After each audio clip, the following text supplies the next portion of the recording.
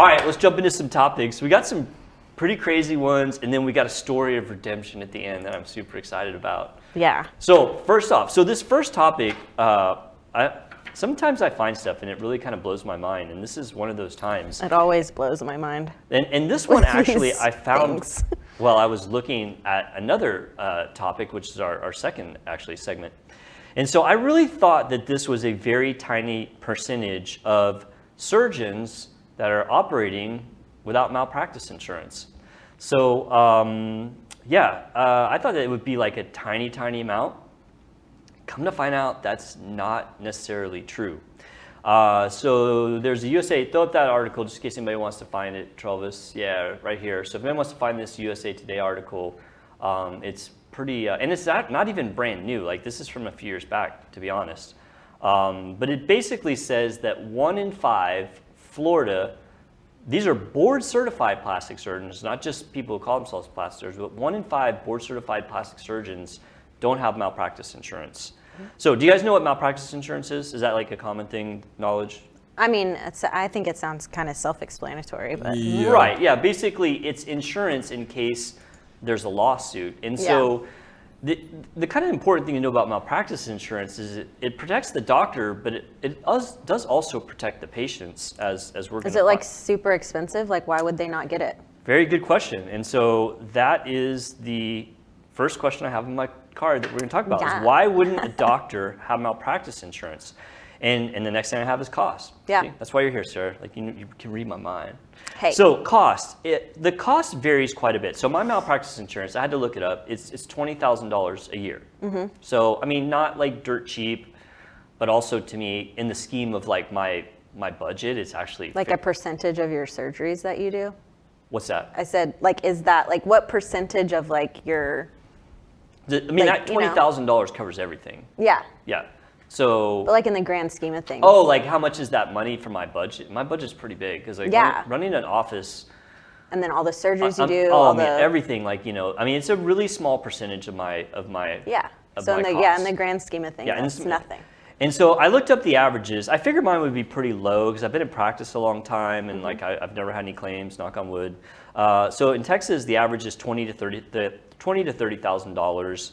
In Florida, it's pretty similar. It was like $20,000 to $40,000. So basically the same price. It does vary by state. In states where lawyers have more ability to sue people and doctors have less protection, it's actually higher. So the highest state in the United States for malpractice is New York State. And for plastic surgeons there, it can vary anywhere from like $50,000 to $200,000. Why is that? Just because there's like more? So it's like much easier to sue surgeons? doctors in New York. It's actually really hard to sue doctors in Texas, like almost too hard, which is a topic for another day. Doctors have a lot of protection in the state of Texas. In Florida, they have a lot of protection as well. And so it's fairly cheap. And what the malpractice covers is basically if say you didn't like your Botox and you want to sue me. And so it will basically, I think everyone knows I gave you Botox, right? Yeah. That's not a secret. Okay. All right. So say you just hate your Botox and you're going to sue me. So you hire a lawyer, which usually they'll do it on contingency, meaning you don't necessarily pay them. They think that they're going to win the case and they want 40% or whatever. Yeah. So the malpractice pays for my lawyer to defend me. And if you win, like say you win $100,000 because I gave you the worst Botox ever, then the malpractice will pay that. Okay. So not only does it protect me, it protects you as the person who had wrongdoing done to them. Okay. And that's very, very important for patients that a doctor has malpractice insurance for 2 reasons. And the first one's what I just mentioned, financial protection. I got 2 examples from Florida. And there's many more. These are just the first 2 I found. There was a patient that came from Michigan to Florida to get liposuction, got a punctured intestine, had numerous surgeries, was in the ICU for a long time, really, really sick. They actually had health insurance, which is not always the case. And their health insurance picked up like millions of dollars of medical bills, but they were still left with hundreds of thousands that they owed.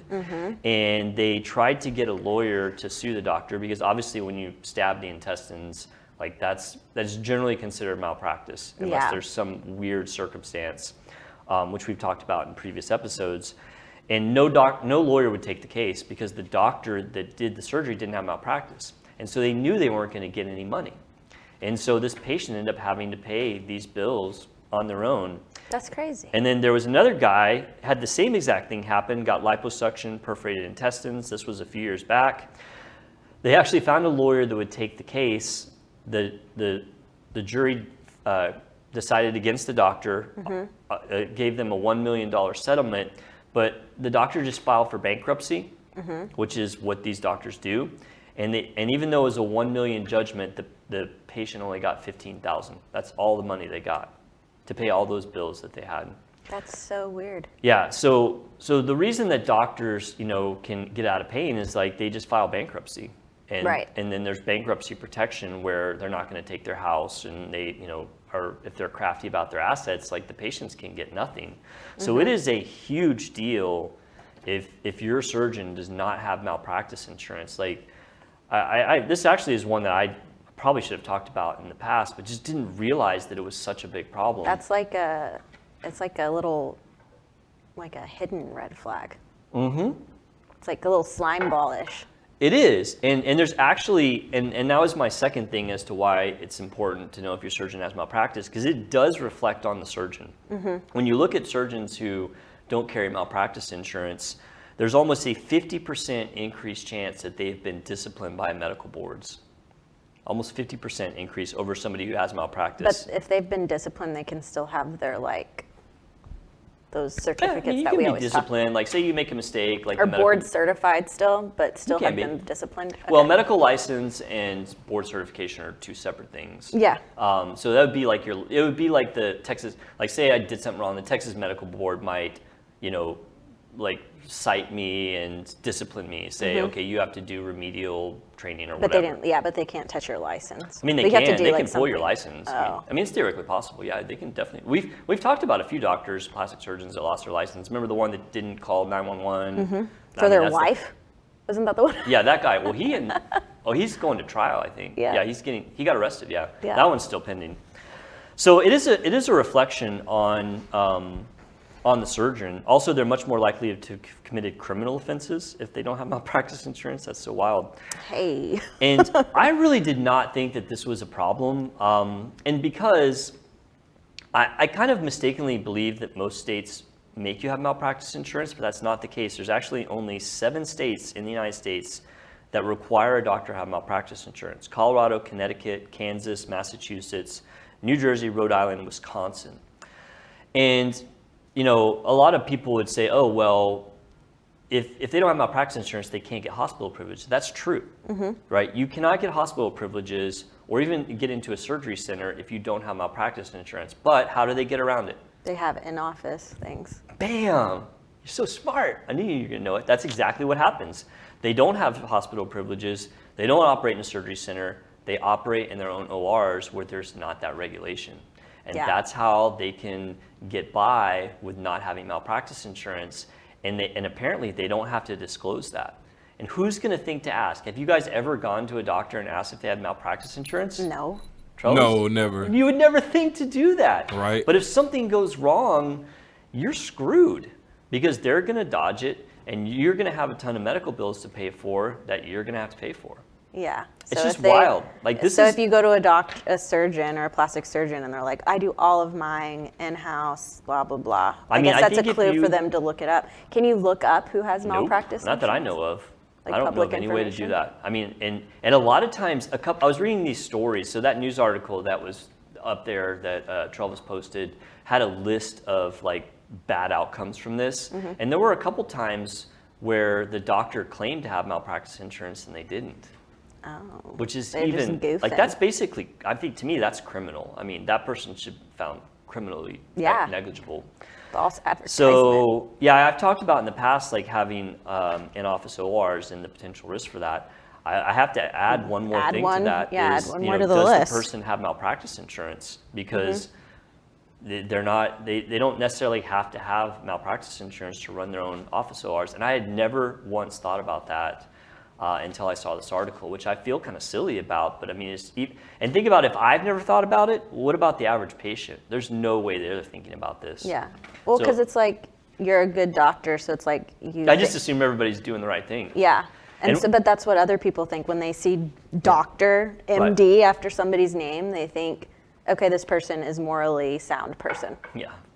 But it's like they forget that they're also just a person. What's even crazier is, that statistic for the 1 in 5 plastic surgeons in Florida. That is crazy. That's board certified plastic surgeons. Think of all of the non-board certified plastic surgeons and also the doctors who are not plastic surgeons doing plastic surgery. I bet the rate of them not having malpractice insurance, it has to be through the roof, because what malpractice carrier would give, these people with less qualifications, a good insurance rate? It would have to be super high. I bet the rate of malpractice insurance in those people is Are there requirements for malpractice insurance? Like different types of license? Well, of course, a doc have a license for that, but do they have to be board certified? Do they have to have all these? To get malpractice insurance? I don't even know the answer to that question, to be honest. Because you didn't have to go through it. Huh? So because you probably didn't have to go through it. Yeah, I wonder if when they apply to get insurance, it's like they're not getting it because they've had so many things happen to them in the past. That does weigh into it, that if you have a lot of claims against you, your malpractice insurance goes up. It's like car insurance, and right? If you make a claim on your car insurance, it's more expensive. Yeah, and then they can't cover them. This was a pretty wild thing. So I want to recap this one, because this is a truly insane thing to me. So I was just talking about how 1 in 5 board certified plastic surgeons in the state of Florida do not have malpractice insurance, and this is crazy to me. And I would assume this also is a problem in other states. I don't have the data on that. I'm going to try and look it up. But malpractice insurance is important because not only does it protect the doctor if they're sued, it protects the patient. Because if something goes wrong and you have a bad complication and you have a bunch of medical bills due to some sort of malpractice, you won't necessarily get any money, even if a judgment is made against that physician. And a lot of lawyers won't take the case if the doctor doesn't have malpractice insurance, because they know they're not going to get paid. So it's very important that if you're going to have surgery, that you find out that your doctor has malpractice insurance. Now, if you're having surgery in a hospital or a surgery center, they require the surgeons to carry malpractice insurance. It's when people operate in their private ORs that no one's asking. So, very important. If you're going to have surgery, it's good to know that your doctor has malpractice insurance. Word. So, crazy stuff. I honestly, I don't just throw around, oh, this blew my mind. That blew my mind. I could not imagine operating without malpractice insurance. I mean, it's almost like driving a car without insurance. Right, it's like driving a car without insurance. And I know people do that all the time, but I guess I just think of what bad things might happen, and I just wouldn't do it. So wild.